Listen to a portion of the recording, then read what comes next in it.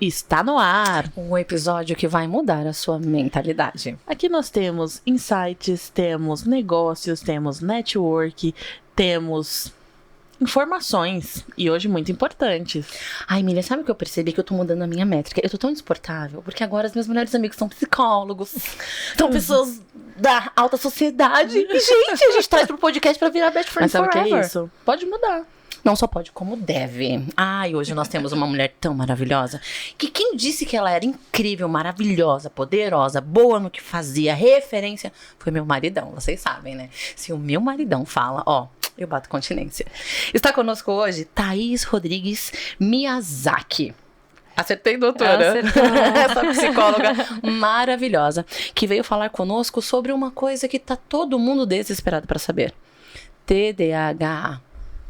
É uma coisa que tá todo mundo carregando debaixo do braço como meu mascotinho. Ai, o meu TDAH. Mas hoje a gente vai descobrir o que de verdade é um amuleto, o que é uma âncora, o que de fato são sintomas. A gente vai destrinchar aqui na sua maravilhosidade e na sua presença iluminada hoje, doutora. Uau. Como é que você tá se sentindo? Tudo bem, tudo tranquilo. Queremos que você se sinta em casa. A casa é sua, tá bom? Obrigada. Vamos aqui tomar um cafezinho Conversa de comadres. e conversar sobre isso, sobre esse assunto que tem sido tão amplamente visto aí nas redes sociais, em vídeos curtos, falando sobre os sintomas, principalmente sobre os sintomas. E Exato. até quem não tem fica assim, será? Ou virou já um jargão, né? Aí esquece alguma coisa, é meu TDAH, né?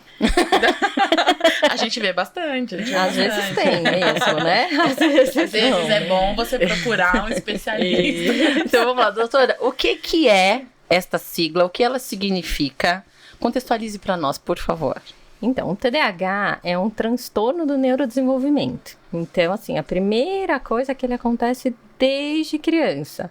Então, de repente, assim, eu nunca tive sintomas de desatenção, de hiperatividade, e aí, agora eu sou adulta e tenho esses sintomas. A gente precisa avaliar. Talvez não seja o TDAH. Então, ele é o transtorno do déficit de atenção e hiperatividade. Por isso, o TDAH. E aí ele traz esses sintomas mesmo. Uma criança hiperativa pode ter TDAH. Pode ter TDAH. Não necessariamente só a hiperatividade, né? Ela precisa Mas ter traço, outros sintomas. Hoje a gente tem o DSM-5, que é o manual dos transtornos, né, de doenças mentais, que a gente segue para fechar os critérios diagnósticos. E ele tem várias características ali. Só que essas características se misturam muito. Com outros transtornos, com outros sintomas, com qualquer outra questão emocional, inclusive, né? Então, assim, é muito difícil, não é fácil. E hoje as pessoas olham, procuram, né, na internet e olham aqueles sintomas que são comuns, até pela nossa vida de hoje, né? Agitada, todo mundo correndo, fazendo mil coisas. Informação, muita informação. Então as pessoas olham e falam, nossa, eu tô esquecendo. Nossa, eu não consigo ter foco. Nossa, eu não consigo, eu tô super agitado. Vocês já devem ter visto em várias coisas aí que aparecem na internet de a pessoa que começa uma coisa, então eu vou lavar a roupa. Aí ela sai com a mudinha de roupa. Aí ela chega... Tem uns vídeos muito engraçados sobre isso. Eu tenho um amigo, inclusive, que eu falo que é igualzinho. Ele falou, uma vez aconteceu isso comigo, eu fui sair de casa, esqueci uma garrafa de água. Aí eu voltei a pegar a garrafa, tirei o lixo. Aí tirei o lixo, fiz tal coisa. E depois, quando eu voltei na porta, eu falei assim, caramba, lembrei da Miriam, porque a Miriam me manda esses vídeos. Exatamente, é isso. Porque é igualzinho. Então é isso. E isso são sintomas do TDAH. Dificuldade de sequenciar uma tarefa. Os principais sintomas quais são? Só pra gente já começar dando noção. Hiperatividade, dificuldade de fazer as coisas em sequência. Então, eu começo uma coisa e tenho dificuldade de terminar. Eu tenho dificuldade de, muitas vezes, assim, de impulsividade. Então, de controlar impulso. Eu vou fazendo as coisas sem pensar. A hora que eu vi, eu já fiz. Olha, né? abrindo negócios novos, gente, empresas. Do nada. A gente tem o tipo, hoje a gente divide, né, no tipo desatento, o tipo hiperativo e impulsivo e o tipo misto. Então a gente tem pessoas que têm mais sintomas de desatenção, tem pessoas que têm mais sintomas de impulsividade e hiperatividade, tem pessoas que têm sintomas dos dois. Então, para classificar alguém, né, com esse transtorno, a gente tem que aprofundar essa queixa. Era até a minha próxima pergunta, assim, se tem como você ver a pessoa e o diagnóstico é rápido. É uma pessoa que você olha e fala assim, essa tem com certeza. Porque, por exemplo, esse mesmo amigo que teve a situação, os amigos começaram a alertar, olha, eu acho que você tem TDAH. Vai procurar um especialista. Olha, eu acho que você, tipo, marca 2 reuniões ao mesmo tempo em lugares diferentes, esse tipo de coisa. E ele falou assim, Miriam, do jeito que eu sentei, a médica olhou pra mim e falou, você com certeza tem. Não falou na hora, mas fez ali o diagnóstico, umas perguntas e tal. Eu não sei como é feito, mas ele falou que fez lá a consulta e no final ela falou, só pelo jeito de você sentar, eu já sabia que você tinha. Sim. Então, assim, existe isso, mas existe também o que você demora um pouco mais. Como que é diagnosticar as pessoas? Então, não é fácil, porque hoje em dia... É o que a gente falou ali, os sintomas eles se misturam, né? Então, por exemplo, uma pessoa muito ansiosa pode ficar desatenta. Pode ficar mais agitada. Então, só pelos sintomas você consegue diagnosticar? Sim, você vai numa psiquiatra, ou no caso de criança, numa neuropediatra.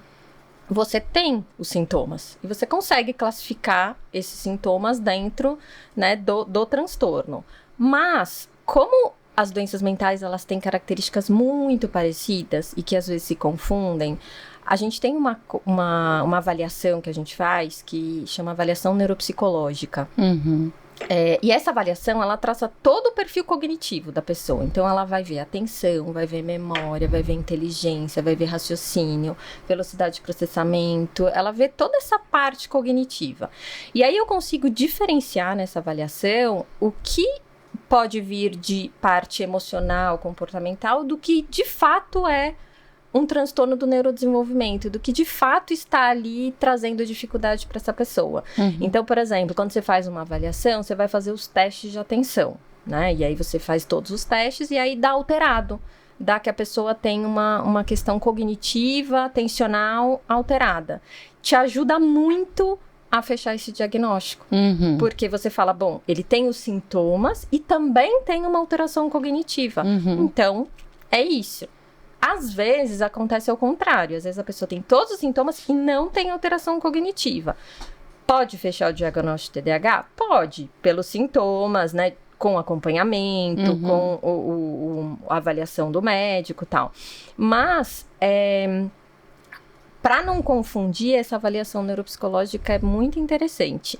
E hoje, atualmente, assim, os psiquiatras, os neuropediatras, eles estão pedindo bastante para dar suporte. Porque, como tá muito difícil diferenciar por várias outras questões que vão acontecendo na vida das pessoas, eles vão pedindo pra gente entender o perfil cognitivo. E esses testes, eles são todos padronizados.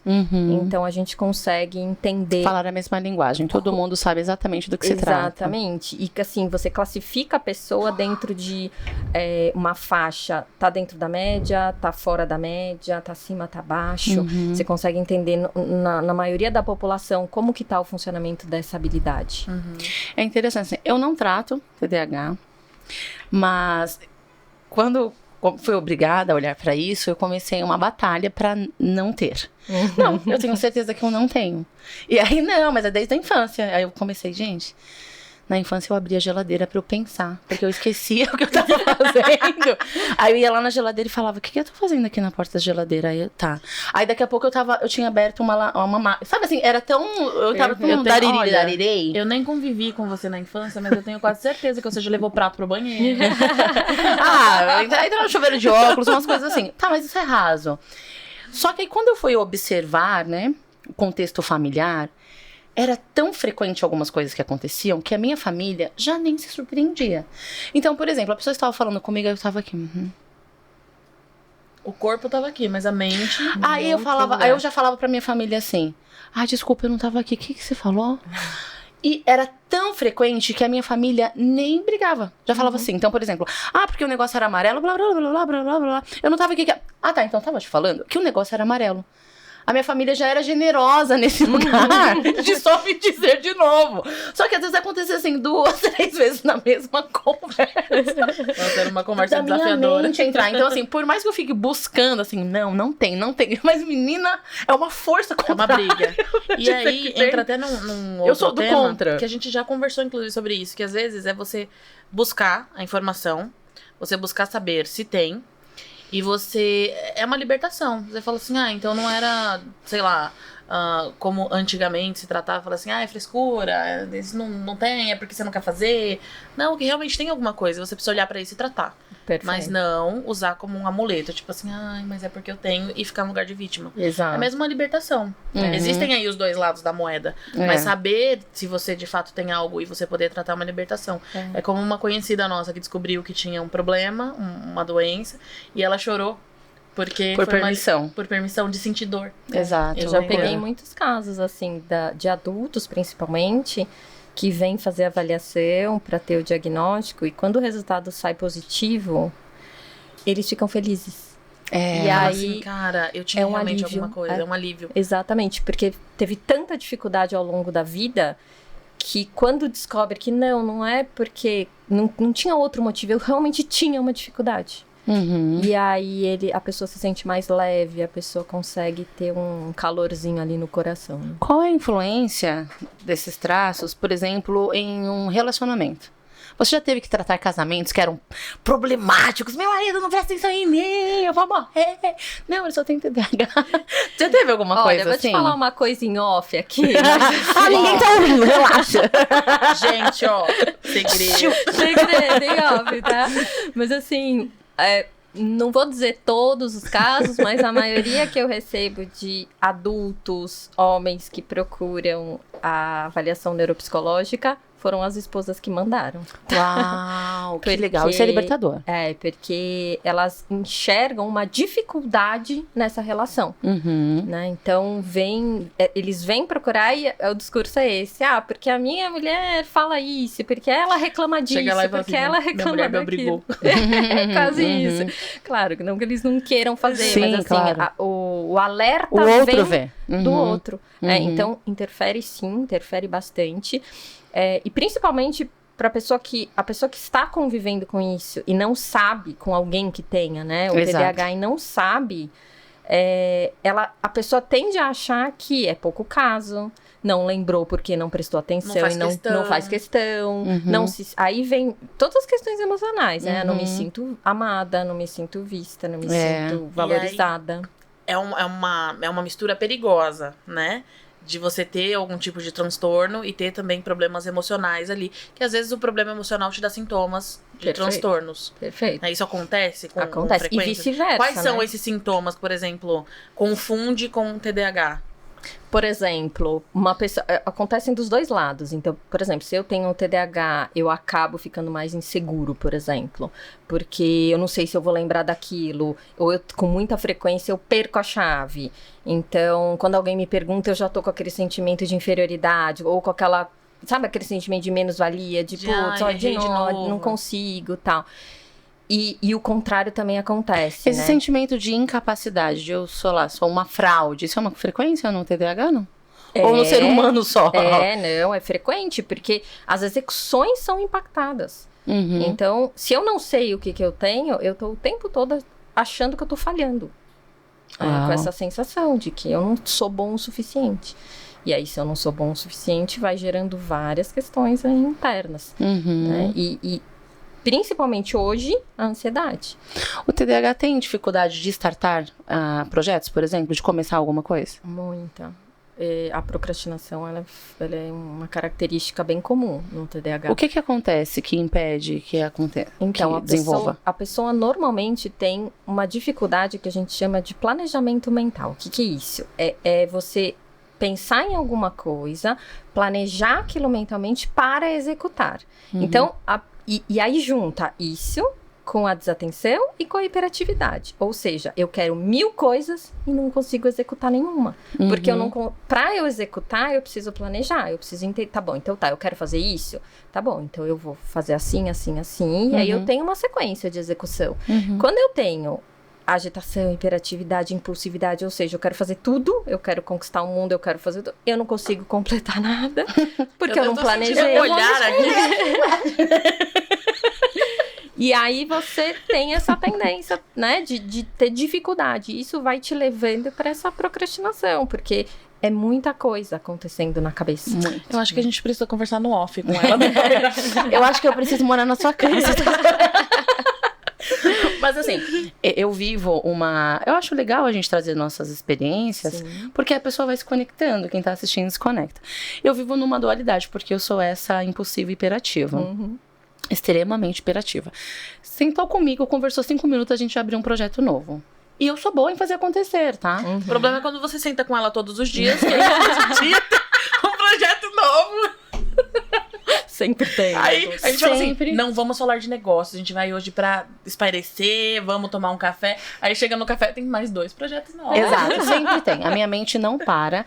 E, assim, eu fui um grande desafio pra minha mãe, né? Então, assim, o que a minha mãe conseguiu ficar confortável depois de eu ter mais de 30 anos, foi entender, minha filha tem a síndrome do pensamento acelerado, então, menos mal, sabe se eu sofrer a vida inteira com uma filha que não cala a boca, que não sei o quê. Mas eu tenho essa dualidade, que eu começo um monte de projetos, como eu estudo minimamente, então assim, eu já sei que eu sou sanguínea, o sanguíneo começa e não termina, você entende?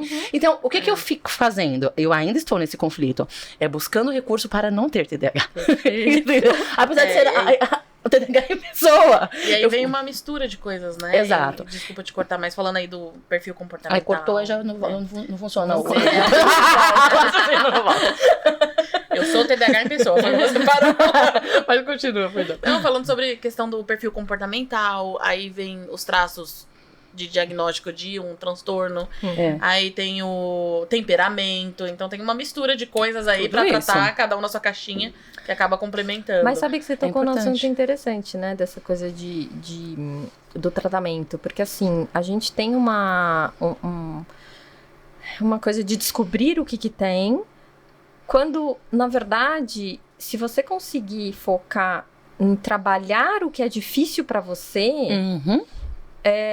importa o que você tem, porque você consegue filtrar, mas teoricamente o tratamento é nas suas dificuldades. Exatamente. Então, como que você faz para conseguir organizar as suas ideias e seus pensamentos se você é uma pessoa super criativa, super rápida, né, empreendedora? Como que eu faço? Que ferramentas que você vai desenvolver para isso? E quando a gente fala do TDAH, vem muito esse medo de vou ter que tomar remédio para a vida inteira, porque TDAH não tem cura, tarará.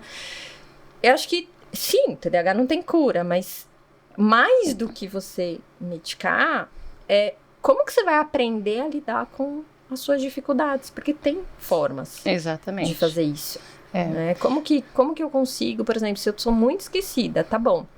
Então, o que eu preciso... Eu esqueço todo dia a chave. O que eu preciso fazer para não esquecer, né, na minha rotina? O que cabe fazer? Né? O que eu dou conta de fazer? Então, isso é um foco, assim, importante, que às vezes as pessoas vão pesquisar, eu tenho isso. E aí, pra gente não usar como muleta, eu tenho isso e eu sou assim e é isso, né? Eu tenho TDAH, né? Eu tenho TDAH, então eu nunca vou ser bem-sucedido, ou eu nunca vou conseguir lembrar da coisa X, Y. Pra eu não usar como muleta, eu tenho que entender. Ok, eu tenho uma condição, se for o caso, como que eu faço pra trabalhar? Basicamente, o TDAH não é o empecilho é o vitimismo, né? Exato. Eu gosto de ser vítima, gente. Eu gosto de pertencer. Exatamente. Como fazer apesar de. É isso que eu ia falar. Eu sou mentora de autodesenvolvimento, né? Inteligência emocional e espiritual, e desenvolvo empresas. E aí, primeira sessão, tô com meu cliente, tem TDAH. É mesmo, então. Apesar disso, vamos desenvolver a sua empresa. Porque, foco nisto que você me disse. E é muito legal, porque eu acredito que Deus me preparou para o meu esposo, né, que inclusive o TDAH quem descobriu do Arthur, o universo inteiro, e a doutora fez ele entender. Porque eu acho que qualquer um que convive com ele sabe. E o Arthur, ele é o desatento, mas eu acho que se existe assim um número 10 vezes mais, é o Arthur. Ele é a exceção do universo. E eu sou a hiperativa, impulsiva. O Arthur é tão desatento, mas tão desatento, que ele vai pra casa todos os dias com GPS. Ele trabalha no mesmo lugar, ele não fica variando de lugar, ele é fixo, é o mesmo hospital, e ele mora na mesma casa. E ele vai embora a maioria das vezes com GPS, porque também é uma bengala ali, Sim. tá? Mas ele se perde. Então, fomos, tava com as crianças, fomos ao shopping. Do lado do shopping tinha um parque. Ah, vamos levar pra brincar? Ele foi buscar o carro e o filho dele falou assim, provavelmente meu pai se perdeu, vamos tentar esperar ele se encontrar. Porque o filho já sabe que ele é assim. E é libertador você saber. Então, assim, por mais que eu fique batalhando, dizendo, eu não tenho, lá, não quero ouvir, é uma brincadeira, mesmo porque eu tiro as pessoas do vitimismo. Então, a começar de mim, eu saio desse lugar. Mas, por exemplo, eu precisava escrever um livro. Fiquei 4 anos. Tinha escrito 2 capítulos. Viajei pra Angola, desci no aeroporto e falei pra Miriam, vou escrever o livro. Aí eu entendi. Hiperfoco. Eu preciso de um hiperfoco, para isso eu vou precisar de um remédio. Pontualmente, eu usei perfeito. o remédio, terminei o livro, acabou. Não precisei mais usar o remédio, porque eu não tô aqui para depender do remédio. A minha mente já funciona muito bem. Todo o livro já estava na minha cabeça, só não consegui colocar. O remédio me ajudou a hiperfocar. Limpei minha agenda, foquei. Só que também assim, desligava o celular e eu tenho que colocar cronômetro. Tem que ficar 20 minutos aqui. Eu não vou olhar o celular enquanto não... Porque é estratégia. Porque se eu olho, uma coisa leva pra outra, eu não Daqui a pouco a gente tá trocando vídeos. Exatamente. Que são infinitos. Mas isso que qualquer pessoa faz, independente do TDAH. Agora, quando você tem TDAH, é muito pior. Então, ter essa consciência... Então, por exemplo, se eu não fosse conhecedora, né, de todas essas questões, e me autoconhecer, conhecendo o meu marido, os traços dele, eu seria talvez uma pessoa muito infeliz com ele, se eu não fosse do autodesenvolvimento. Uma mulher comum, né? Porque, por exemplo, eu chego e faço e falo, oi, amor. Tudo bem, amor? A unha tá aqui, ó, na cara dele. Que você não viu que eu fiz a unha. Ele, nossa, que lindo. Mas assim, se tiver aqui, ó, ele não enxerga. Entendeu? Porque ele é o desatento nível máximo. Nível máximo que esquece, não sabe o que tá fazendo. E volta. Então, o que a gente faz? Amor, ó, já peguei ali o despertador, tá? Tá pra isso. Porque eu também faço isso. Então, olha, 14 horas... cliente fulano de tal. Mandar mensagem. Aí, você esqueceu. Porque eu coloquei no soneca. Você esqueceu de mandar. Porque eu já me conheço. Então, se eu lembrei que amanhã eu preciso de tal coisa, eu já coloco. Agora, eu fico pensando, as pessoas que não têm esse conhecimento, e é por isso que é legal a gente trazer. Você entende? Porque, senão, você vai para um lugar de meu marido não me vê. E ele é maravilhoso. Meu marido é incrível. Entende? Mas... onde ele tem dificuldades, desafios, eu consigo reconhecer. Então, se ele precisa que eu balance e faça uma dança oriental aqui na mão, a minha unha, tá tudo bem. Tá tudo bem, porque eu conheço a limitação dele. Assim como eu me conheço no nível do quão perigosa eu sou de abrir diversos projetos e nem saber como eu vou terminá-los. Sanguínea, né? Executora. O que eu fiz pra isso? Trouxe uma sócia que é analista, finaliza tudo. Casei com um analista, apesar de TDAH, ele termina. E meu irmão é planejador analista, ou seja, 3 pra dar conta de uma. E às vezes a gente não dá. Mas isso é uma estratégia que a gente precisa ter, né? O autoconhecimento faz isto. A gente precisa conhecer, olhar para essa dor, para descobrir. Agora, doutora, o efeito nas crianças, vamos começar nos pimpolhos ali. Por que é um sofrimento, né? A gente estava falando sobre autismo, entre tantas outras coisas. Como é que é o reflexo? Vamos ajudar essas mães desesperadas que talvez são aqui para puxar os cabelos, mas porque estão nos ouvindo vão parar. Como é que funciona? Qual é o efeito? Quais são as dores familiares? Então, as crianças, eu acho que hoje a gente tem um peso aí um pouco maior. Primeiro, desse acesso à informação, assim, que nem sempre é a informação correta, né? Então, buscar um especialista é fundamental. E hoje a gente tem recursos, né? Então, e pegar isso na fase inicial, né? Nas crianças, é super importante. Qual seria basicamente quando o pai começa a perceber ali? Ou a idade? Tem pai que percebe desde bebê. O bebê não para de chorar, o bebê é muito agitado, o bebê... A concentração, Problemas com barulho, tem a ver, não? Com o TDAH, não necessariamente. Ok. Né? Outros transtornos causam isso, mas necessariamente não o TDAH. E aí você vai... Para você ter um diagnóstico mesmo, dependendo do caso, tem casos que são muito claros. Tem casos que você consegue ali fechar antes... mesmo com muitos jovens, em 4, 5 anos, você já consegue, mas pra gente entender ali de fato o que é, normalmente a gente pega essa idade de 6, 7 anos, que é a idade da alfabetização. Porque a alfabetização é um processo muito complexo pro cérebro, né, pro desenvolvimento. Então, normalmente, os pais vêm com a queixa nessa fase. Porque não tá conseguindo ler, não tá conseguindo escrever, ou apresenta um comportamento... Como é muito difícil, exige muito do cérebro, a criança às vezes começa a ficar mais irritada, mais explosiva, porque não consegue dar conta daquilo. Escola, ou ter problema Uma matéria específica, tipo matemática, especificamente, essas coisas. Pode ser, mas... com números ali. Não, mas não necessariamente. Pode ter, mas não necessariamente. Assim, ela vai... Ele atinge ali mais num todo, assim. Coisas que exigem mais... mentalmente, óbvio que vão ter um impacto maior, né? Mas assim, não necessariamente uma matéria específica. Os pais começam a perceber e aí começam a trazer. Isso é fundamental, porque aí nessa fase a gente tem ainda muitas ferramentas para desenvolver na criança. Então a gente consegue atuar e essa criança vai ser quem ela quiser tem um e fazer o impacto que ela... menor, digamos, na vida adulta. Menor. Então, ela vai aprendendo desde cedo. Isso é super importante, né? Muito. Agora, tem um outro lado...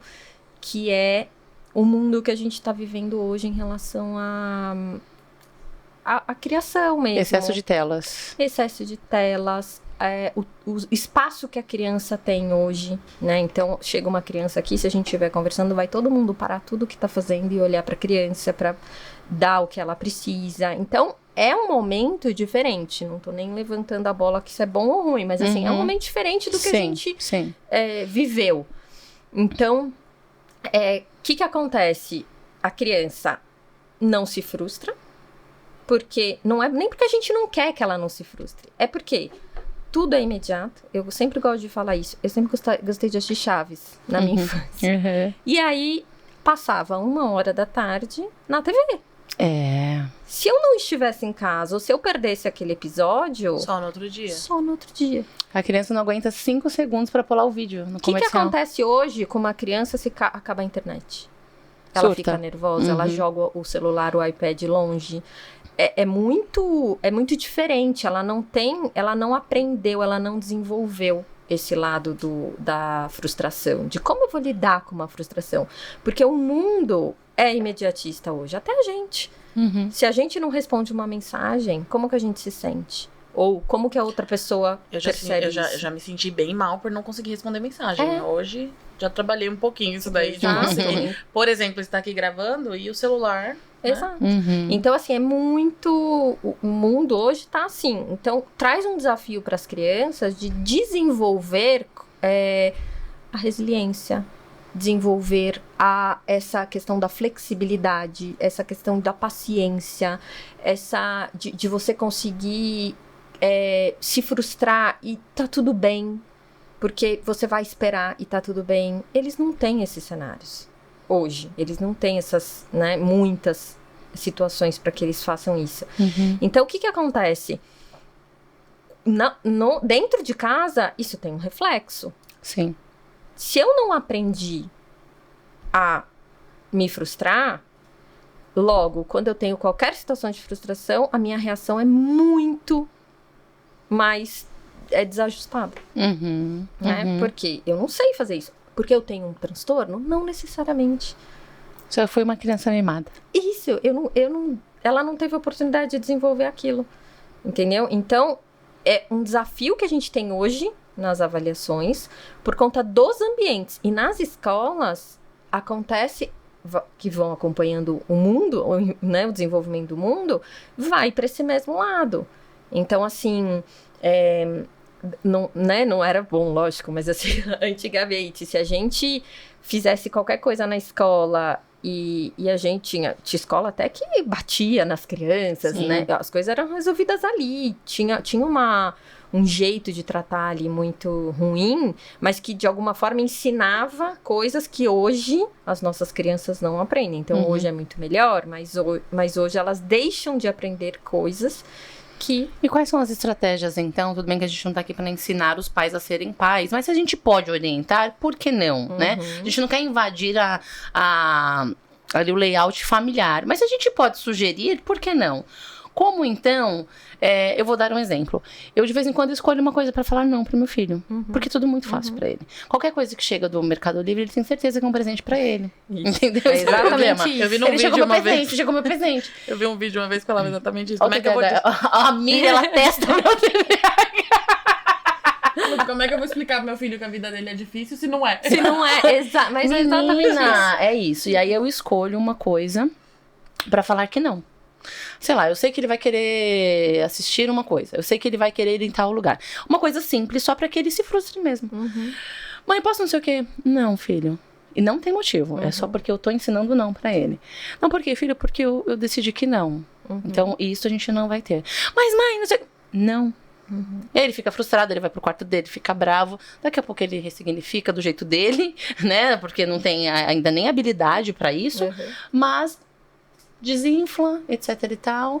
E aí, às vezes, ele quer ir pro embate. Tudo bem, eu vou contar até 3 e aí você vai perder o seu celular. E aí ele entende que não vai ser sempre Tem limites, tudo do jeito dele. Exatamente, e tem consequências. É o que eu tento fazer, mas não quer dizer que eu sou a pessoa certa no que eu tô fazendo, né? Porque, como eu não sou dessas de bater na criança, mas já falaram que eu sou aquelas mães psicopatas do 1, 2, 3.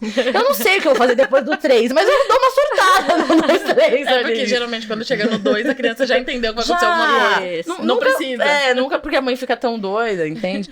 Mas como então? Quais seriam estratégias que a gente pode dar aqui para esse pai lidar com essa criança, talvez com traço TDAH, ou não, talvez não tenha traço, só seja uma criança realmente sem limites. Como colocar limites nesse mundo? Olha, eu acho que a primeira coisa que a gente tem que pensar, que eu vejo muito, é se livrar da culpa. Porque nós como pais, a gente sempre carrega, ai, será que eu tô fazendo certo? Ai, será que eu vou causar alguma coisa? Ai, será, né? Então essa culpa, você precisa digerir isso, porque não, a gente não vai acertar sempre, a gente não vai fazer a coisa certa sempre, e tá tudo bem, né? A gente precisa fazer as coisas alinhadas com os nossos valores, e os valores familiares, eles são diferentes, né? E a gente precisa ter certeza que a gente tá fazendo o melhor que a gente pode com amor. Eu acho que é a regra, assim, né, que a gente tem que seguir. Então, se eu tenho certeza que eu tô fazendo o melhor que eu posso, se eu tenho certeza que eu tô fazendo com amor, o resultado vai ser bom. Então, a criança não tem manual, né? Infelizmente, a gente não consegue, né, dizer o que funciona para uma não funciona para outra. Então, quando você fala assim, eu uso a consequência, funciona, maravilha, vambora nesse caminho. Tem criança que não funciona, tem criança que não... Pra ela não importa, se você não fizer isso, a consequência é perder as telas. Tem criança que não se importa com tela. Então, não funciona. Exato. Né? Então, encontrar o que funciona tem tudo a ver com o ambiente, como que você tá fazendo ali com a sua família, como um todo, com as regras. Agora, uma coisa não adianta dar murro em ponta de faca. Então, assim, sabe essas frases que a gente ouve, eu já tentei, eu falo e não resolve. Então, para de falar. Comece a agir. Faça outra coisa. Porque se você falou e não resolveu, então você tem que fazer outra coisa. E eu vejo muito, assim, algumas famílias que chegam para orientação e ficam presas a um padrão. Não, mas não é certo fazer isso? Não, mas não é certo fazer aquilo? E eu sempre costumo falar, não tem certo e errado, tem o que funciona para você e pro seu filho. Né? Então, vamos encontrar o que funciona no caso desta criança. E por isso que eu acho que quando a família não dá conta, a terapia é super importante. Esse acompanhamento. Por quê? Porque você vai entender como a criança pensa, como que essa família funciona. E aí você vai conseguir falar coisas alinhadas com este cenário para ser mais assertivo, porque senão é isso, fica todo mundo dando murro em ponta de faca e a criança não evolui. Então, esse buscar ajuda, tanto para identificar quanto para tratar quando eu não dou conta, é super importante. Por outro lado, uma criança também que tem a TDAH e que está super bem, já está, né, tá indo bem, tá desenvolvendo, tá, não vai precisar de terapia a vida toda. Nem de medicação a vida toda, como você falou, às vezes é pontual. E a terapia, já que os sintomas são muito parecidos, e aí a gente vai atuar naquilo para melhorar naquele sintoma, como a terapia vem atuando? Então, por exemplo, a pessoa tem dificuldade de esquecimento, a pessoa tem dificuldade com autoestima, porque se sente sempre frustrada. Como a terapia atua nos sintomas? A terapia, ela tem abordagens diferentes, tá? E eu costumo falar assim que todas elas são ótimas, sou suspeita. São maravilhosas, funcionam, mas elas são diferentes. Então, por exemplo, se a gente pega na abordagem que eu atuo, que é a cognitivo-comportamental, a gente tem lição de casa, a gente tem exercício, a gente tem direcionamento para desenvolver ferramentas para cada queixa, né? Então, eu vou olhar o jeito da pessoa, como ela funciona, como ela pensa, e aí depois, dentro desse jeito dela, eu vou desenvolver alguns passos ali, algumas ideias junto com ela, coisas que façam sentido para ela desenvolver. Então, por exemplo, eu não consigo decorar números, sei lá, não tô trabalhando e não consigo decorar os números. Então então vamos fazer o seguinte, você faz home office, vamos fazer um painel, e você vai colar nesse painel todos os números que normalmente você precisa ter na cabeça e que você não consegue lembrar de jeito nenhum. Porque a hora que ele precisar dessa informação, Tá fácil. Entendeu? Então, desenvolver ferramenta não é você querer que a pessoa lembre tudo se ele tem uma dificuldade. Desenvolver ferramenta o que eu posso fazer para conseguir resolver este problema. E dentro do TDAH tem essa questão, a gente vai destrinchar o máximo que a gente puder aqui, né, Miriam? Por exemplo, a pessoa é muito boa numa coisa, mas tem uma pequena coisa ali que ela não sabe fazer. Então, tipo assim, ela é ótima com escrita, mas tem uma palavra que ela não sabe escrever direito, por exemplo. Sim. Existe isso? Existe sim. E eu acho que tem... se ela sabe, e eu acho que é o primeiro passo. Quando eu sei da minha dificuldade, e eu sei que essa palavra, por exemplo, eu não sou boa, eu vou criar estratégias para conseguir ou não usar essa palavra, ou ter escrito em algum lugar porque essa palavra. Porque a pessoa se sente extremamente burra por causa daquilo. Eu te falo porque, assim, eu perguntei sobre as matérias, porque eu ia muito bem em todas as matérias. Eu ganhei concurso de poemas, mais de uma vez. Mas quando eu ia pra matéria de matemática, eu tinha, assim, taquicardia, eu tinha sudorese. E os números, eles faziam... Eu falava, não conseguia, eu tinha muita dificuldade. Soma-se a isso, na nossa época, uma falta de estrutura, inclusive para os professores. Então, assim, ninguém sonhava com esse tipo de coisa.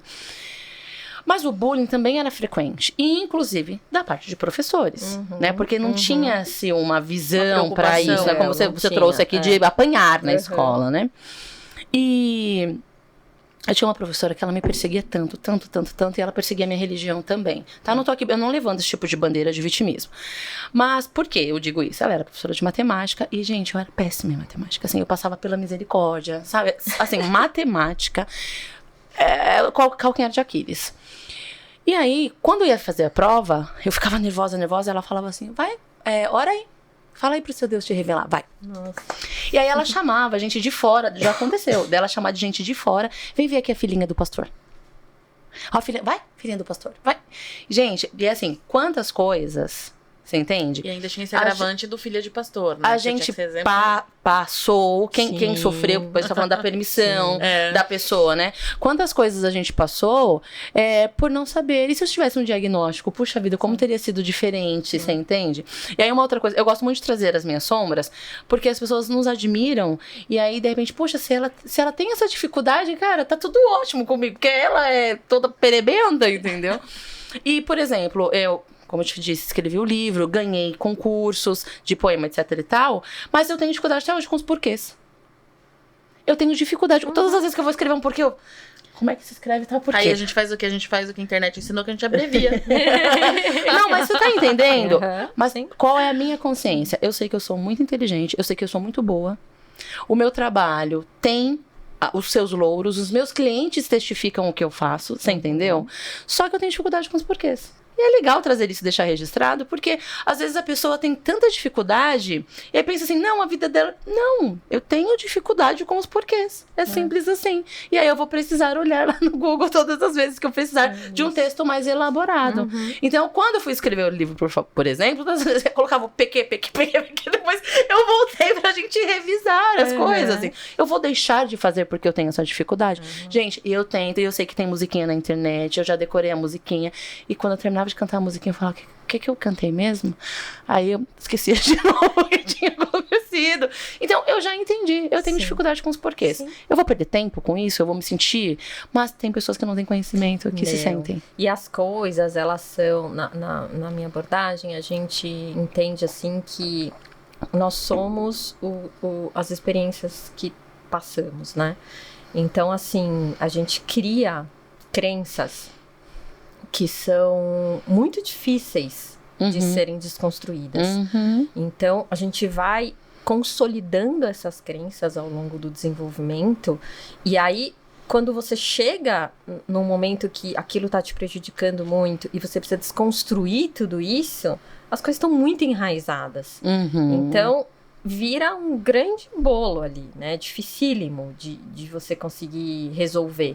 Mas é super importante que elas sejam identificadas para que você consiga desconstruir. Então, tá bom. Então, eu tô vendo aqui o que tá acontecendo, né? Então, agora eu vou começar a desconstruir. E cada experiência é uma experiência.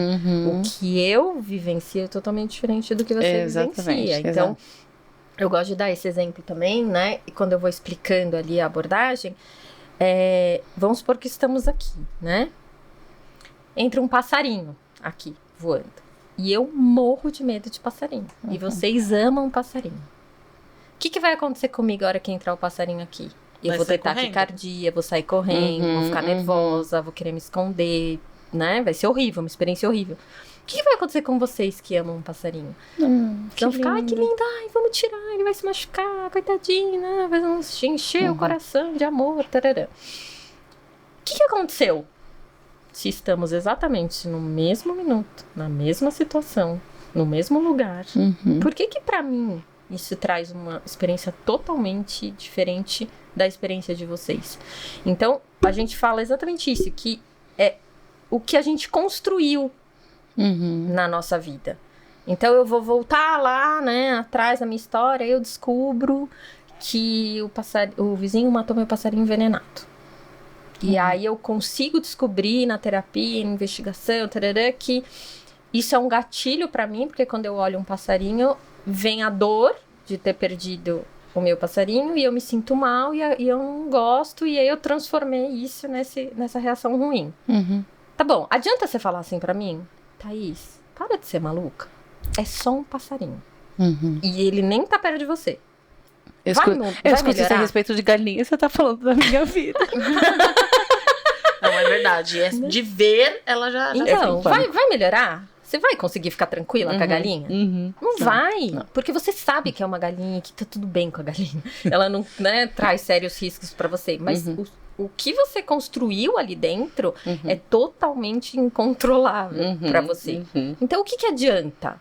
Adianta você entender o que tá acontecendo, você entender ali como que você construiu isso e desconstruir. Como que a gente faz isso? Na terapia. E também entender que a gente também não é obrigada a nada, né, doutora? Não. Assim, se eu tô afim de entrar nesse lugar, muitas pessoas já falaram, nossa, você precisa se ressignificar com as galinhas. Por exemplo, é só um animal, Aline, pelo amor de Deus, não faz nada. E é uma coisa tão séria, por exemplo, essa questão da galinha. É legal, eu acho que faz sentido trazer. Hoje, né, eu cuido de pastores, bispos, apóstolos, etc e tal, como mentora. Mas eu já fui pastora atuante. E na minha época, né, tinha-se os trabalhos espirituais de você orar na casa das pessoas, tudo mais. E a gente fez um movimento, e eu era aquela pastora atuante que ia mesmo, e orava, e expulsava, e orava por cura, sabe essas coisas? Então fomos fazer uma campanha, e fomos visitar uma comunidade. E tô lá, eu entrando nas casas, tomando café, eu era bem aglutinadora. E eu percebi que as obreiras começaram um negocinho ali, entendeu? E aí, pastor, olha, nós vamos numa casa, essa pessoa aí, no caso de possessão, não é o que a gente quer levantar aqui, tá? Vamos lá, tá tudo bem. Pastora, mas... mas... A casa tem muitas galinhas no quintal. A minha resposta foi, manda o capeta sair aqui fora. Juro por Deus. Eu não tinha medo do capeta, mas medo da galinha. Então, é uma coisa muito séria. Esse exemplo que você trouxe é tão sério que você fala assim, não, gente, para. Você mexe com coisas sobrenaturais, você tá brincando. Não, somos humanos. E aí, também é uma coisa que é legal a gente trazer, que é, independente das suas crenças, tem coisas que é a terapia que vai te tratar. Exato. Tem coisa que não é a oração que vai resolver. Tem coisa que nem é só o pensamento positivo. A gente sabe a influência da mente na cura.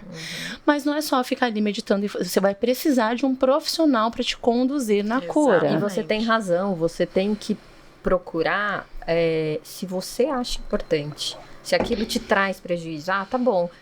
Eu tenho medo de galinha, mas tudo bem. Eu não quero. Eu não vou quero conviver com isso e tá tudo bem. Né? Não muda a minha vida. Não muda a sua vida, exatamente. Eu tenho outras coisas pra focar. Outras prioridades. E é isso, assim, é porque também as pessoas conhecem... É igual aquela pessoa que emagrece, sei lá, 40 quilos. Eu conheço, tá comendo o quê? Por que você tá comendo isso? Não sei. E se torna insuportável, né? E nós que somos do autodesenvolvimento, que a gente descobriu o autodesenvolvimento, a gente fica um pouco insuportável. Você precisa fazer terapia, você precisa conhecer a doutora. Você tem que entender. Primeira coisa que a gente faz é querer obrigar todo mundo a fazer também. Porque é muito Pra bom. expandir A as gente mentes. sabe que aquilo vai ser muito bom, né? Talvez, meu filho, por exemplo, ele é apaixonado por galinhas. Talvez, se eu me curasse, eu pudesse ter um galinheiro. Tá repreendido em nome de Jesus, né? Mas eu pudesse ter um galinheiro. Não, olha, esse negócio da galinha eu descobri quando eu mostrei uma foto da minha sobrinha na casa da minha mãe, abraçada com uma galinha. E eu tive misericórdia! Assim, foto já me deixa doida. Pânico. Então, assim, eu poderia ter, mas eu posso ter outras coisas com o meu filho, né? Eu posso ter outras coisas com o meu filho. Esse autoconhecimento é muito, muito importante. Mas, pastor é ótimo, mas doutora, como a gente mostrar para as pessoas a importância de sentar para se cuidar? Porque as pessoas são resistentes ainda a isso, né? Eu sou do autodesenvolvimento, eu trabalho com isso, eu trabalho com pessoas que têm TDAH, e aí eu tô aqui claramente dizendo, eu luto para não ter, para falar que eu não tenho. Eu cuido eu sei me posicionar, é claro que eu tô aqui pincelando em pinceladas fortes, é óbvio, eu sei o que eu tô fazendo, mas essa não é a realidade não, as pessoas fogem mesmo. Na verdade, melhorou bastante, né? Mas a gente ainda tem um preconceito. Né? Isso já mudou muito, isso já é bem diferente hoje. Mas a gente ainda tem um preconceito. Na minha visão, eu acho que tem a ver com você estar vulnerável e fragilidade. Então, assim, eu não quero demonstrar minhas fraquezas. Eu não sou vulnerável. No lugar onde eu vou dar conta, eu consigo. Porque essa visão do outro, por mais que a gente... As pessoas mais bem resolvidas que falam, não, eu não tô nem aí pro que os outros pensam. Sempre tem uma pitadinha. Porque somos seres sociais. Sim. Então, a gente sempre vai se preocupar com como as coisas estão acontecendo, né? Então, essa visão de sou frágil, eu tenho um problema, eu tô na terapia, eu preciso, ou eu tenho um transtorno.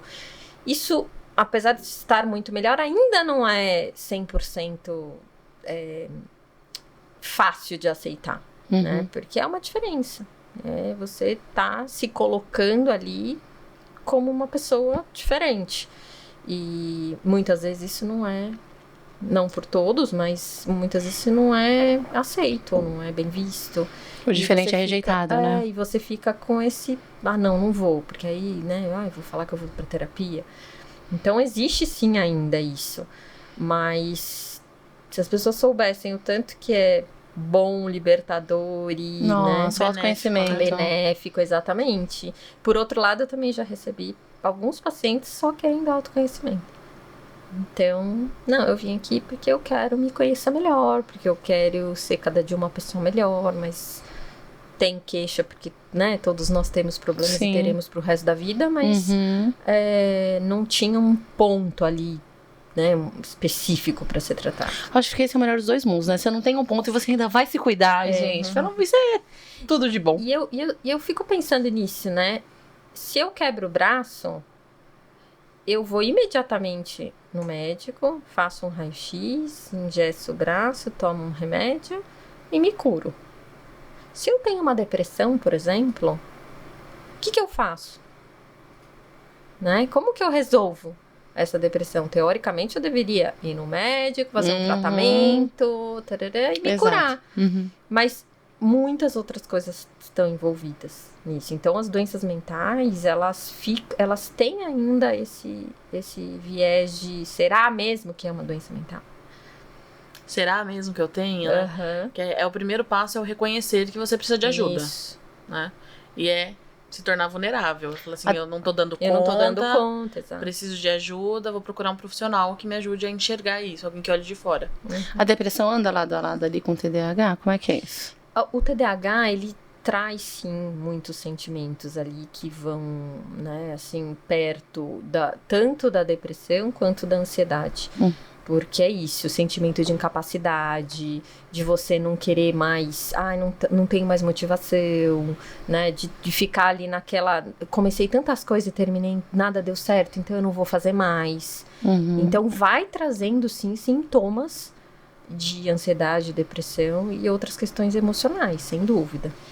A pessoa que tá em casa nos ouvindo, e aí ela começa a tá ouvindo aqui, poxa, aquele negócio que eu fazia de abrir a geladeira, que é bem comum, tá? Eu tô pensando aqui, fora da casa. Falando, eu lembro que meu apelido no ITB, queridos amigos do ITB que eu amo, meu apelido era Brisa, porque eu ficava viajando nas conversas, nas aulas. Eu falei, gente, o que é pra fazer? Gente, o que falou? O que vocês falaram? Uma vez, quando eu voltei da viajada, tava todo mundo rindo, eu comecei a rir junto, eu não sabia do que era. Aí eles, nossa, mano, você é muito Brisa. E ficou. Eu fiquei os 3 anos do ensino médio, todo chamado de Brisa.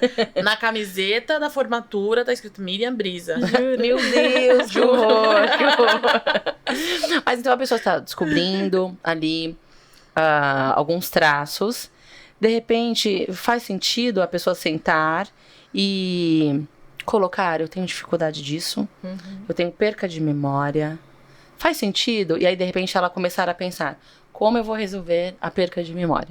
Colocar despertador. Como eu vou resolver? Eu vou dar um exemplo aqui sobre perca de memória não assim, momentânea. Mas, por exemplo, eu nunca tive problema com o Arthur de esquecer data de relacionamento. Nunca tive, porque nós dois esquecemos, então a gente não se cobra. Então isso não é um problema. Eu ia falar, nossa, a gente esquece juntos, entendeu? Então a gente não se cobra. Mas isso é conhecimento. E você conseguir rir da aniversário situação. nem dá pra esquecer também, né? Que um era um dia, outro do outro. Então... A gente só não esquece o aniversário, porque de fato ele faz um dia, eu faço no outro dia. Mas... Como? Faz sentido? Isso é uma estratégia? Claro, isso é uma estratégia. Independente de ter ou não ter TDAH, qualquer dificuldade nossa e que a gente atue nela é muito benéfico pra gente. Então, eu não tenho TDAH, mas eu tenho um problema sério com o nome das pessoas. Não consigo. E eu atuo com as pessoas. Então, cada hora eu tô com uma pessoa diferente. E não depois, né? Mas assim, no primeiro contato eu tenho um problema. Eu preciso anotar. Uau. Então, eu sempre tenho lá meu caderninho. Quando eu vou começar, tem a ficha. E eu anoto o nome da pessoa até eu conseguir entender a história, criar minimamente ali um vínculo. Aí tá tudo certo. Sim. Mas é isso, é uma dificuldade minha. Eu tenho TDAH? Não tenho. Mas o TDAH sofre com isso. A vida do TDAH é desafiadora, né? Muito. Se a gente parar pra pensar, como eu disse, eu nunca fui pra esse lugar de vítima do TDAH, mas é desafiador. Porque quando você coloca todos os sintomas no mesmo lugar, na mesa, então eu buscando aqui, realmente eu tenho dificuldade com o nome das pessoas. Então eu comecei a chamar de meu querido, amor. Só que aí as outras pessoas que já tem ali uma dor dela, tá chamando de querida porque não tem intimidade, entendeu? Não, só porque eu esqueci seu nome mesmo, perdão. Você entendeu? E, por exemplo, eu fui professora e eu fui professora muito nova.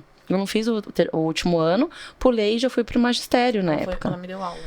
Obrigada por chamar de velha, eu dei um soco em você no final. Mas eu não sabia se eu tinha estudado com aquela pessoa ou se tinha sido meu aluno. Então eu falava, a diretora, isso, sei, sim. Eu sabia se tinha sido professora ou não. Então eu fui tendo esses recursos, entende? Mas eu tenho muita dificuldade. Hoje que eu dou palestras, que eu estou em imersões, ai, Aline, você mudou meu vídeo. Que legal! Foi onde? Que top! E às vezes eu tô atendendo o meu cliente, eu também faço atendimentos particulares.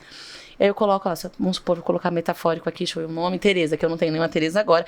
Eu fico, Tereza, tô olhando pra Tereza e tô aqui, Tereza. Foca que é Tereza, o nome dela é Tereza, não esquece que é Tereza. E às vezes eu já atendo a Tereza, tem 5 meses, entendeu?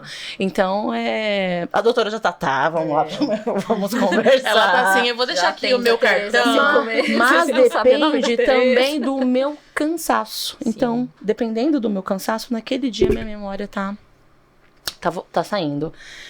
Estudar, treinar, estar em estado presente, isso me ajudou muito. Então, por exemplo, aqui nós temos uma dinâmica, o entrevistado nos corta, a gente joga a bola um pro outro, pegou um contexto aqui, cortou e a gente costura.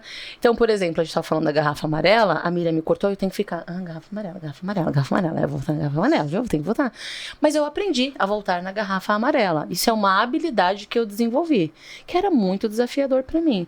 Mas, por exemplo, eu perguntei de barulho pra você, porque se eu tô aqui e lá fora a produção faz um barulho, eu esqueço o que eu tô falando. Então, eu consigo voltar pra garrafa amarela. Se a Miriam me cortar, eu só brinquei com ela várias vezes, mas se você assistir os outros episódios, qualquer cortada dela eu continuo. Agora, caiu uma folha, caiu uma caneta, pum, isso eu não consigo voltar. Ver com a distração. Sim, não que necessariamente com uma questão de auditiva, não é, né, de som, de sensibilidade, nada disso. Mas é um traço, distração é um traço do TDAH. Isso, porque aí o que acontece? Aconteceu qualquer barulho ali, você já perde o foco e olha pro barulho. Exatamente. Entendeu? Eu saio do lugar onde eu estou imediatamente. Acontece. Quando eu ministrava, por exemplo, até acontece, mas sendo pastora, você tá lá no púlpito, aí começa o tecladista. Isso. O quê? Jesus, irmão de quem? De Barnabé? Tipo, sabe umas coisas muito aleatórias. Então, isso é bem interessante. A gente precisa destrinchar, né? É possível ter uma vida plena com TDAH? Sem dúvida. Sim. Você vai ter mais, em qualquer transtorno, na verdade, você vai ter mais dificuldades, vai ser mais desafiador. Mas você pode, sim, ser quem você quiser, ter uma vida plena, dependendo ali das dificuldades, você faz pontes, você cria ferramentas, você se desenvolve. Às vezes é mais trabalhoso, sim. Mas não é impossível. Por isso que é importante buscar ajuda. E tem uma coisa também que as pessoas muitas vezes acham que besteira. Sabe assim? Não, besteira. Não, besteira. Não, isso eu nem vou falar, é besteira. Então eu acho que... Nada é pequeno demais, né? Nada. O sofrimento não tem régua. Não. A minha dor é totalmente diferente da sua. E não importa o que é, se eu tô sofrendo, não tem como medir, né? Se é mais ou menos importante. Então, se sentiu mal, tem qualquer incômodo, acha que tem TDAH, vai atrás. O que tem? Né? Tire isso da frente, de repente não é TDAH, mas é outra coisa. Né? Já recebi pacientes também com diagnóstico de TDAH e depois com hipótese, né? E aí quando a gente avalia altas habilidades, quando a gente avalia transtorno de ansiedade, vem de outro lugar. Tem então, uma conexão, uma inteligência mais alta para o TDAH, com o TDAH ou não? Pode acontecer junto, né? Não é uma conexão, assim, mas pode acontecer junto. O que acontece, por exemplo, nas pessoas com altas habilidades é que como elas têm um funcionamento diferente, elas acabam se sentindo muito diferente. Entendi. E aí elas podem não achar aquilo importante e ficar distraído. E aí a pessoa fala assim, nossa, olha, não presta atenção. Não é que não prestou atenção, é que o cérebro dela já foi e voltou 1000 vezes. Não foi cativado por aquilo. Exatamente, aquilo não tem o menor interesse. Então você pega uma criança Não é desrespeito, é e só faz porque o ela cérebro... repetir várias vezes a mesma coisa, você perde a criança. E aí não é porque ela tem TDAH, é porque simplesmente aquilo para ela não é motivação suficiente. Exato. Então, o sintoma, por isso que eu falo, os sintomas eles se misturam muito. E por isso que é importante identificar, cada ser é único, não tem como a gente generalizar. Né? Tem que avaliar, tem que olhar, nada é besteira, nada é coisa da sua cabeça, vai atrás, né? Quanto mais informação você tiver e quanto mais se esclarecer, melhor. Tanto para criança quanto para adulto. Eu ia falar que é coisa da cabeça, sim, na verdade. É coisa da cabeça, tem razão. Soltar essas Ai, uma piada aleatória, tão legal.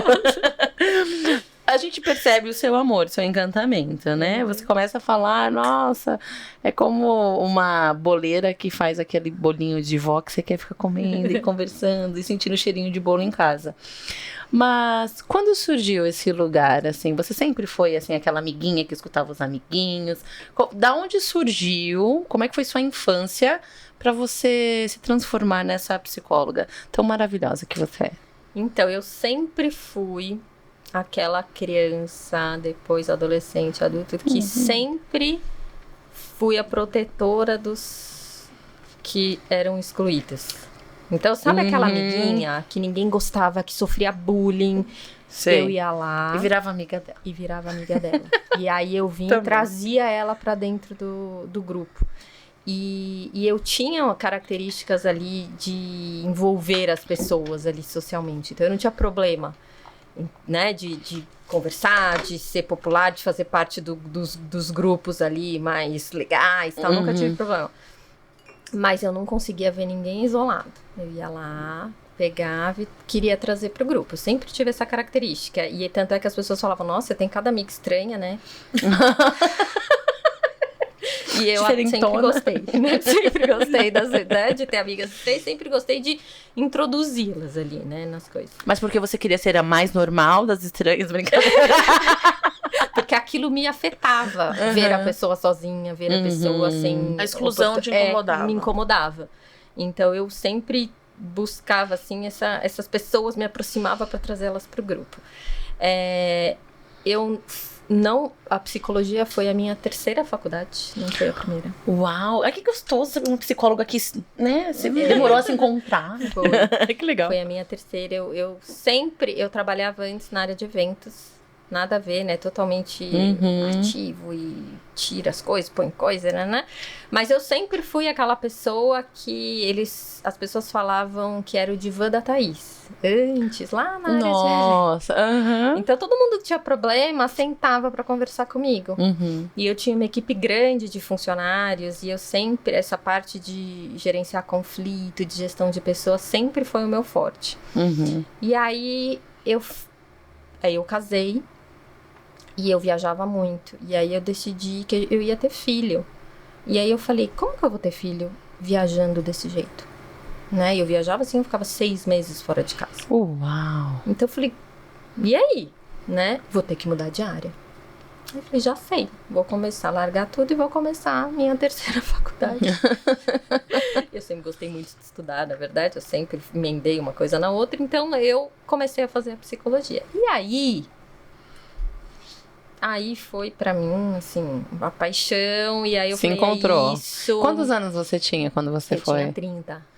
Ai, que delícia, né? E aí... É legal a gente trazer, porque às vezes fala, eu tenho 30 anos. Amor, não vou vai começar logo. a faculdade agora. Mas sabe que eu pensei nisso? Eu falei, gente, psicologia são 5 anos, né? Exato. E aí eu falei, nossa, eu vou terminar com 35. Na minha cabeça de 30, era praticamente uma idosa. Sim, consigo entender. Aí eu falei, não, mas eu vou. E aí fiz a faculdade, tive os meus filhos. E aí eu falei, eu quero fazer o meu horário no final, não funcionou muito, porque eu trabalho como uma maluca, sabe? Mas assim, só parou de viajar, no caso. Mas como eu gosto muito, eu sempre tô envolvida em alguma coisa. Mas é isso, eu não viajo, eu tô aqui, faço as coisas com eles e tal. E quantos anos tem seus meninos? Eu tenho um de 10 e um de 8. Qual o nome das delícias? E o Felipe. Henrique e Felipe. E eles são umas graças, né? Mas assim, foi uma trajetória que, quando eu comecei a fazer a faculdade, eu criei já meu logo da minha clínica. Porque eu já Visionária. No primeiro ano eu já tinha logo e já tinha site. Ai, amo gente assim. Porque eu falava, não, eu quero uma clínica multidisciplinar, porque eu não quero só ser psicóloga, eu quero ajudar muito várias pessoas e eu quero fazer parte de projetos, eu quero Incrível. ter possibilidade de fazer além. Uhum. E aí eu já comecei, só que a gente só pode atuar, né, quando você pega o CRP. Eu fui buscar meu CRP dia 20 de janeiro e foi o meu primeiro paciente dia 20 de janeiro. Ai, que orgulho. Eu Ai, gostei meu de Deus. manhã. À tarde eu estava no consultório com tudo pronto. Tô autorizada agora. Com tudo pronto já e foi... E como foi quando terminou seu primeiro atendimento? Você deu um yes, mais ou menos, basiquinho ali? Eu tava muito animada, eu tava muito empolgada. Na faculdade a gente teve... Os 2 últimos anos foram anos práticos. Uhum. Então eu já me sentia pronta. E como não era a minha primeira faculdade, eu já era mais madura, já tinha outras bagagens. Sim. Então pra mim era assim, nossa, eu preciso fazer. E hoje a clínica, nós somos em 14 profissionais. Ai, que delícia. Temos psiquiatras, temos fono, temos várias especialidades ali que tem a ver com o que eu queria, né? Que fosse multidisciplinar, que as famílias pudessem ir lá e resolver lá com todo mundo se falando. Sim. Sabe? Tipo, olha, eu preciso encaminhar esse paciente, então vamos sentar e conversar. Saber sobre qual é a melhor profissional pra atender. isso. E aí tá dando super certo. Que E aí, lindo. assim, incrível. acho que é muito... foi uma trajetória, assim, que eu não sabia que eu estaria aqui hoje, né? Uhum. Mas que eu me encontrei. Né? Então, hoje eu não saio por nada. Hoje eu quero É a sua missão de vida mesmo. Eu quero ampliar cada vez mais, poder levar a psicologia para as pessoas.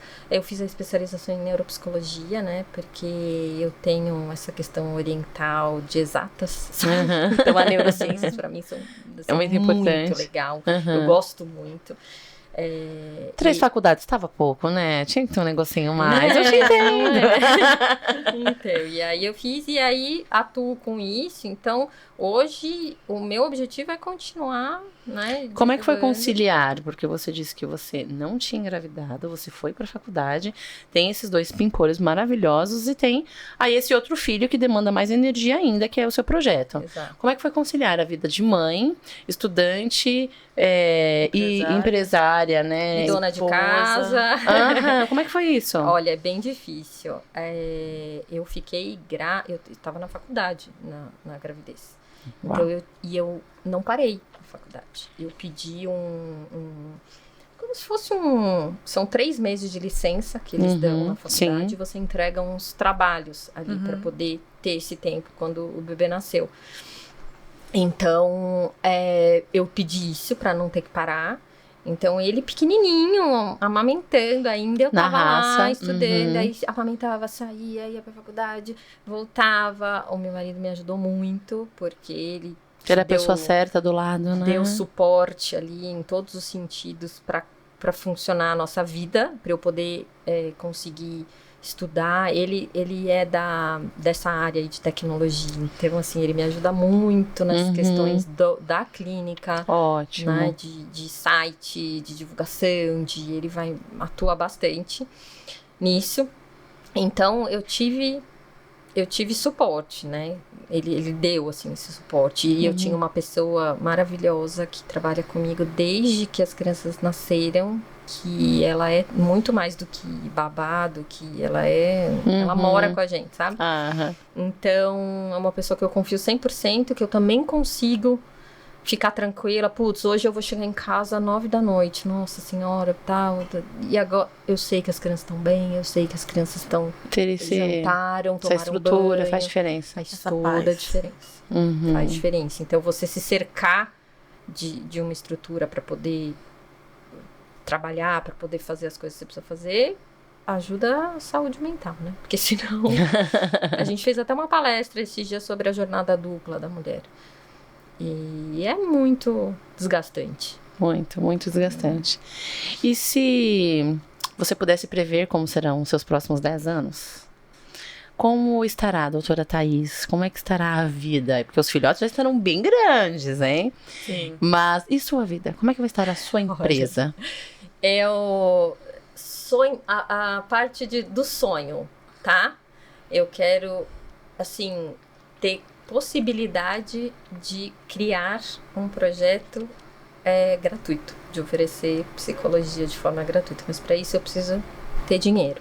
Então, eu preciso trabalhar ainda muito. Mas eu imagino que eu gostaria lá na frente, assim, quando a clínica estiver funcionando e que não precisar tanto de mim ali o tempo todo, Sim.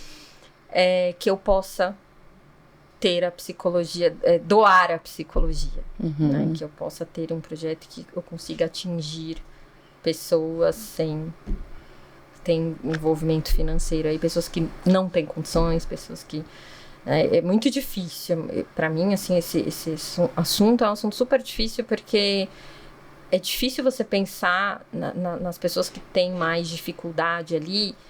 Não é só o psicológico, né? Você tem outras questões ali muito sérias. Mas eu acho que eu tive um professor que falava isso pra mim: o pouquinho que você puder dar, exato, você já vai fazer diferença. Né? Então, com certeza. Eu fico pensando nisso, de como que eu faço pra conseguir, né, atingir o maior número de pessoas possível. Isto aqui já foi uma doação de psicologia. Com certeza. Até por conta do bombardeio de informações que temos na internet, ter um assunto mais longo, destrinchando isso, dizendo o que pode ser, o que não pode, e que precisa de fato procurar um médico, não se autodiagnosticar em casa, assim, já explode a cabeça de quem tá em casa aí. Exato. Entendendo esse tema. Mas se autodetectar, então foque no resultado, foque na melhoria, né? E não no vitimismo. Exato. Talvez o vitimismo seja este, sim, o mal do século. Né? Eu quero te agradecer pelo privilégio. Eu te agradeço. Né? Por essa deliciosidade de mais de uma hora que eu falei pra ela que ia ser igual uma sessão com ela. Uma delícia. Pra nós foi maravilhoso. E pra você, doutora? Falar sobre isso. Que bom. Muito legal. Que bom. Gratidão por nos ofertar o seu conhecimento. Com certeza muitas pessoas serão alcançadas. Como foi pra você, Miriam? Olha, foi revelador. Eu comecei a lembrar de você falando e eu pensei assim, nossa, eu fazia isso também. E pensando assim, acho que eu quero falar com ela depois.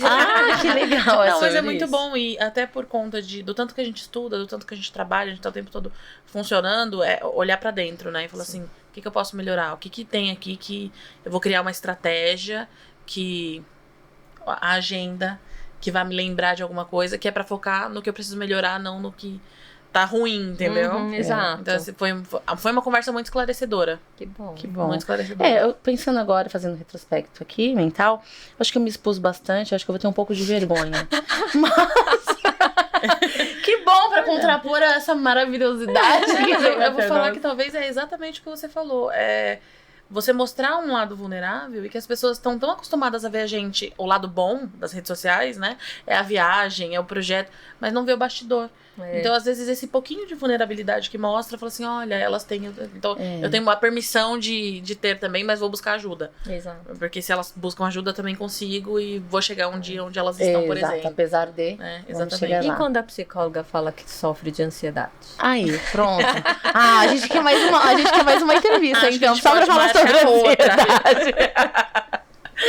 E pra você que ficou até aqui, tá tudo bem ser diferente. Tá tudo bem. Você é do jeito que Deus te fez. Todos os seus traços, as suas características, as suas dificuldades fazem o ser especial que você é. Apesar disto, o que é que você vai fazer? Para onde você vai? O que é que você vai usar como desculpa para não viver uma vida extraordinária? Talvez você tenha se conectado com a gente na dor ou na alegria. Mas o importante mesmo é você saber que, apesar das suas dores e dificuldades, Deus tem um propósito para você. Hoje, nós estamos aqui falando de ciência, mas a ciência fortalece a cura para que o espiritual também aconteça. Eu desejo mesmo que este episódio tão maravilhoso e revelador tenha trago para você a consciência que sim, assim como a doutora disse, é possível ter uma vida plena. E eu digo mais, plena e feliz. Busque a sua felicidade, olhe para as suas sombras, abrace as suas sombras. Quando você coloca a luz na sombra, adivinha? deixa de ser sombra. Mas aí você descobre uma outra sombra para ter que lidar. Vítimas não prosperam. Vítimas só têm um tapinha nas costas e momentos passageiros. Agora, a partir do momento que eu olho para mim, me acolho e decido ser dono da minha história, eu posso sim, apesar de qualquer dificuldade, viver uma vida extraordinária. E extraordinário mesmo foi esse episódio. Então eu te convido para a próxima quarta-feira, às 20 horas, no Pode Mudar. Vem com a gente mudar sua mentalidade. Tchau, tchau!